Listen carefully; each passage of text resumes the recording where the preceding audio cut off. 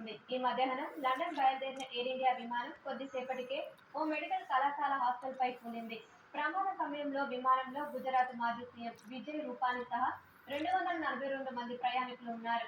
ప్రమాద సమాచారం తెలిసిన వెంటనే పెద్ద ఎత్తున సహాయ చర్యలు చేపట్టిన అధికారులు గాయపడిన వారిని సమీప ఆసుపత్రులకు తరలించి చికిత్స అందిస్తున్నారు.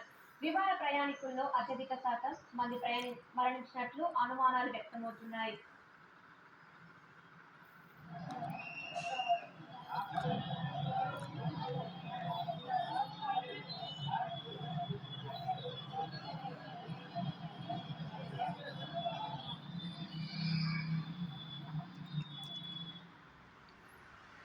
అహ్మదాబాద్ లో ఘోర విమాన ప్రమాదం జరిగింది.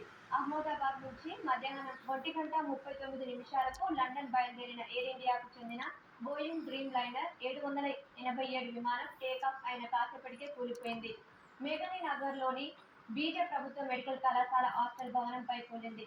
ప్రమాద సమయంలో విమానంలో 242 మంది ప్రయాణికులు ఉన్నట్లు అధికారులు తెలిపారు.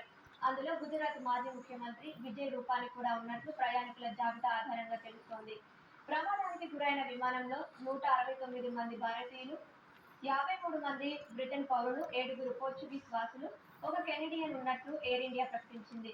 2 పైలట్లు, 10 మంది క్యాబిన్ సిబ్బంది ఉన్నట్లు తెలిపింది. కూలిన వెంటనే విమానంలో పెద్ద ఎత్తున మంటలు చెలరేగినట్లు అధికారులు వెల్లడించారు. వెంటనే అక్కడికక్కడ చేరుకున్న అగ్నిమాపక సిబ్బంది 2 గంటల పాటు శ్రమించి మంటలు ఆర్పేశారు. విమాన ప్రమాదం కారణంగా చెలరేగిన మంటలు చుట్టుపక్కల భవనాలకు విస్తరించాయి. వాటిని సైతం అదుపులోకి తెచ్చారు.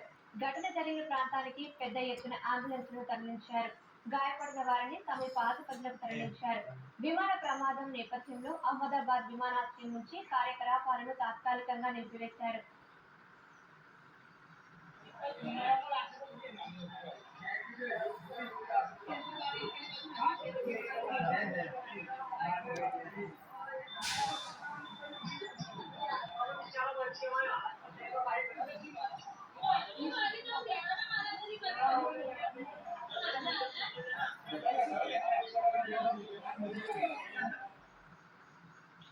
పైలట్ సుమిత్ సబర్వాల్ ఆధ్వర్యంలో ఎయిర్ ఇండియా విమానం లండన్ బయలుదేరింది. సుమిత్ సబర్వాల్కు 8,200 గంటల పాటు విమానం నడిపిన అనుభవం ఉంది. విమానానికి ఫస్ట్ ఆఫీసర్గా పైలట్ క్లైవ్ సుందర్ ఉన్నారు. కో పైలట్కు 1,100 గంటలు విమానం నడిపిన అనుభవం ఉంది. అయితే విమానం టేకాఫ్ అయిన వెంటనే సమస్యను గుర్తించిన పైలట్ అహ్మదాబాద్ ఎయిర్ ట్రాఫిక్ కంట్రోల్కు మేడే కాల్ ఇచ్చినట్లు తెలిసింది. కానీ కాసేపటికే ఎయిర్ క్రాఫ్ట్ నుంచి ఏటీసీకి సమాచారం నిలిచిపోయిందని డీజీసీఏ ఒక ప్రకటనలో తెలిపింది.